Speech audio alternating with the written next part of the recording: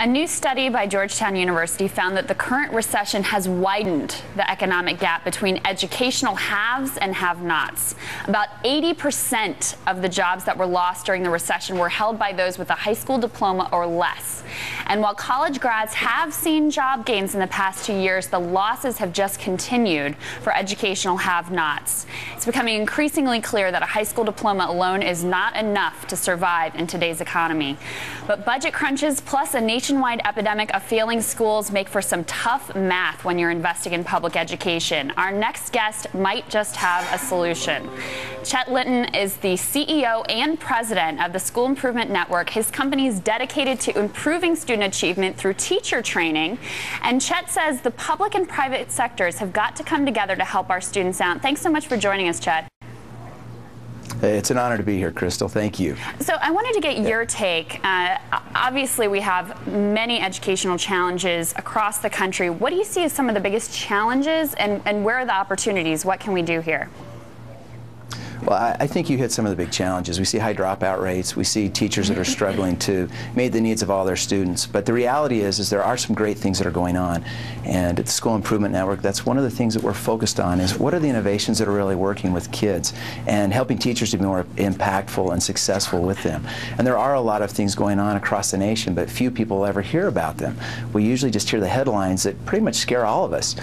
But the reality is that there are good things happening, and our objective is to capture those things so that teachers can help every student be successful and be prepared for college and career. So Chet, the School Improvement Network is a for-profit private company, and I actually used to work in the educational technology space. One of the things that concerned me is when you have a private company operating in the education space, a lot of times they're putting profit first rather than the best education for our kids. How do we distinguish between companies that are really doing a good job helping make our education system better and those that are just out for a quick buck? You know, I think there are a lot of us that are very dedicated to a cause. You know, for us, it's all about increasing student achievement and making sure that every student is college and career ready. For us, that's the cause. We found that being a for-profit organization enabled us to reinvest in the innovations that states and school districts simply can't do. So for us, I think the way an organization usually looks at us is a strategic partner, and we're very transparent with school systems. So they see what we're about, they know what we're about, and that helps. There are organizations that just want to make a big buck because they hear about all the problems, but they don't get the results either. So we see reading scores double in schools that use our resources. We see math scores triple. These are against their district averages, and so I think that's probably one of the best determinants. Chet, it's not going to be a surprise to anyone at this table that I just love private sector solutions to problems. So I'm wondering, though, was this a philosophical or a financial consideration? Put another way, you know, bringing private sector solutions to public education, was that because you think, in part, privatizing education will lead to better education, or because in tough times you have to get creative with funding? You know, I think we hear a lot of those sound bites about both, but the reality is that states are forced to get creative now. Budgets have been cut so much because of the economy that states don't have the people to vet resources or to design resources. And many of the states and districts that designed their own ended up chucking those things that they did and are now saying we need strategic partners that can help us, and are looking to the private sector to help out, because we're investing and we're very focused on looking at things nationally or even globally that have the greatest impact. And it's very difficult for states to do that.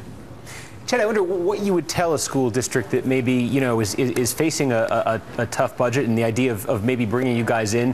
A lot of what you do seems pretty attractive, but what would you tell them? They got a tight budget, and, you know, maybe, you know, they're looking at cutting programs that don't really relate to test scores, like, you know, art programs, music programs, things of this nature, and they could maybe spend the money there, or they could spend the money on you guys. What would you tell them? Yeah, we actually sit down with systems and look at what they're trying to accomplish. You know, art and music and some of the other, those programs really do impact learning positively.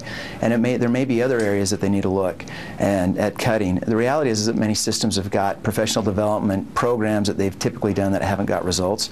And we like to look in those buckets or find those places where they can look to a resource like ours that is scalable, that's much more cost effective, that's maybe a few $100s per teacher rather than several $1,000s. Chet, one of my pet peeves with the educational system is that we don't talk to students about financial literacy. I just want to get you to talk about this one specific issue. We teach them a lot of things, but we don't teach them things like balancing a checkbook and just the basic things that we need to know as adults to deal with the money that we make, you know, IRAs, 401ks, all sorts of things. What do you think about introducing that into the educational system? It's really critical. It's an important fact, and I think one of the things that has come out of the recession and the tough economy is that systems are now focusing very much on financial literacy. States have even passed laws that that's something that needs to be included in the curriculum. So it's definitely gaining momentum. I think over the next couple of years you'll be pleasantly pleased to see what schools are actually teaching as it relates to financial literacy, and many actually already are now. All right. Well, thank you so much for joining us today, Chet Linton. Chet Linton, sorry about butchering your name. Hey, no problem. It's an honor to be here.